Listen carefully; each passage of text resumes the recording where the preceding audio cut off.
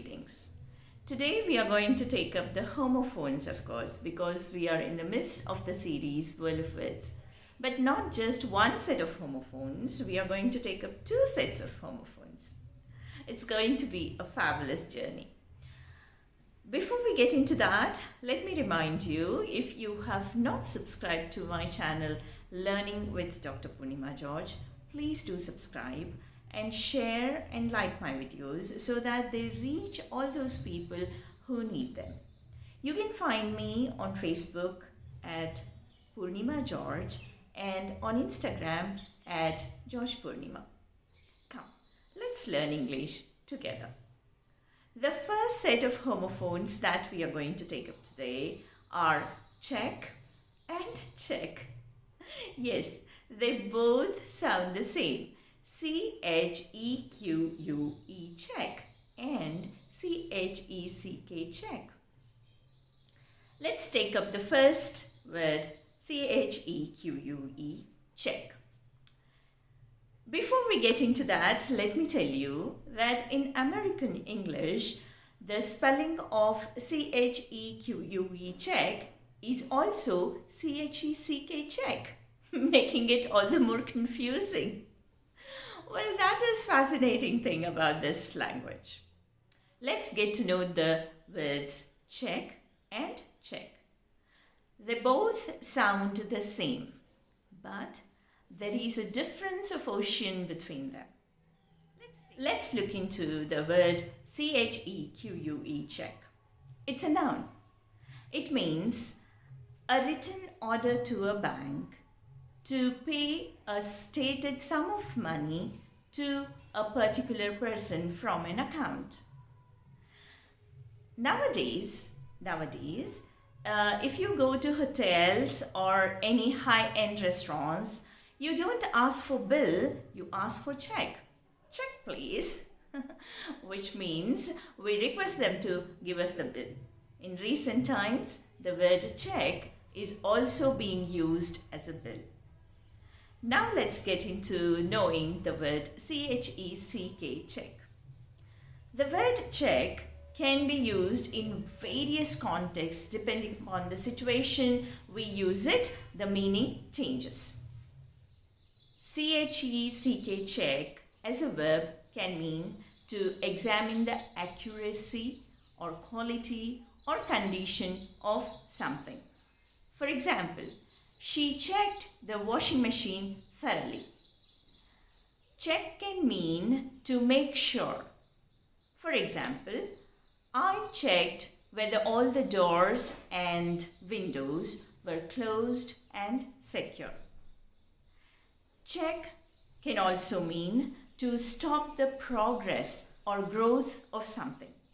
For example, their guerrilla warfare checked the progress of enemy's army. A funny thing connected with C-H-E-C-K check is check can mean pattern of small squares. For example, the dress has check pattern. Now let's look into the important phrases using check. One is check-in, which means to register someone in at a hotel or airport. Another important one is check out, which means to register someone out of a place. So here we come to the end of check and check. Now let's move on to another set of interesting homophones. They are sun. Aren't they fascinating? They sound the same, but when you look deep into the words, meanings, oh my God, there is so much of difference. So let's know them. Let's look into S-O-N, son first. Son means a boy or a man in relation to his parents. For example, my son studies in UK. To quote another example, that king's sons were worthless. They sold their kingdom to others.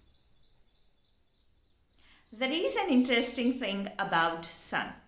That is, if you write the word with a capital S, right? If you write the word with a capital S, that means to refer to Jesus Christ. That is, when you say the Son with capital S, or the Son of Man with capital S and capital M, it refers to Jesus Christ. Isn't it fascinating? Just a little bit of tweak in the way in which we write and the meaning entirely changes. Fascinating, amazing. So we need to learn the language with an eye open to the words and even for such small tweaks. There is another interesting thing. If you want to address an unknown boy, like you meet some random boy on the road and you want to tell something to that boy, you can address that boy as my son. For example, my son, do not take that unused road. ಕನ್ನಡದಲ್ಲಿ ಹೇಳ್ತೀವಲ್ಲ ಏ ಮಗ ಅಂತ ಆ ಥರ जैसे हिंदी में कहते हैं किसी को भी बेटा बोल के उसी तरह you can address any person as my son if that person is younger to you in age visibly. So here we come to the end of the word son. Now let's get into the most important word, that is S-U-N, sun, the energy giver, the center of the world that we know as. Sun, that is S-U-N, sun, can be used as noun as well as verb. Noun, we know. Sun as a noun is the center of our planetary system and it is the biggest star that we know as on today in our planetary system. And Earth revolves around the sun and all the planets revolve around the sun. Sun can mean light and warmth. Let me give you an example. The doctor has advised me to be in the sun. That means the doctor has asked me to stay out when there is sunlight and sun rays are falling on me, and I take the sunlight and the warmth of the sun. Sun is the basic form of energy through which all the energies in the world are generated.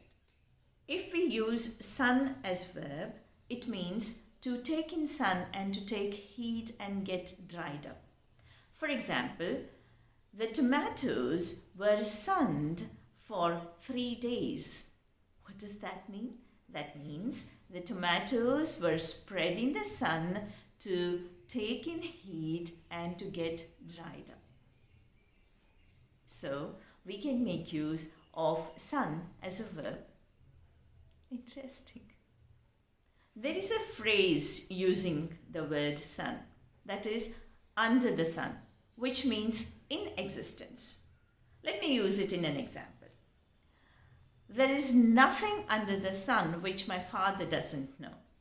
That means I'm very proud of my father because my father knows everything. Anything connected with sun is called as solar or helio. That's why we have solar energy, solar heater, solar cooker, etc. Isn't it? So anything connected with sun is called as solar or helio. There are people who are afraid of sun. So that fear of sun is called as heliophobia. Well, a question is popping up in my mind. What are those people or animals called who come out of their place or hiding only in the night? That's the question I'm giving to you. Please do find out. As I'm coming to the end of this episode, I remember a novel, a fabulous novel, written by Khalid Hosseini about the condition of people under Taliban. The name of the novel is 1,000 Splendid Suns. all of you have to read that novel to understand the catastrophe that has struck again in Afghanistan. With that note on humanity, I come to the end of today's video. Till I meet you again, do take care of yourselves and spread happiness and knowledge by spreading my videos. This is Dr. Poornima George taking leave of you.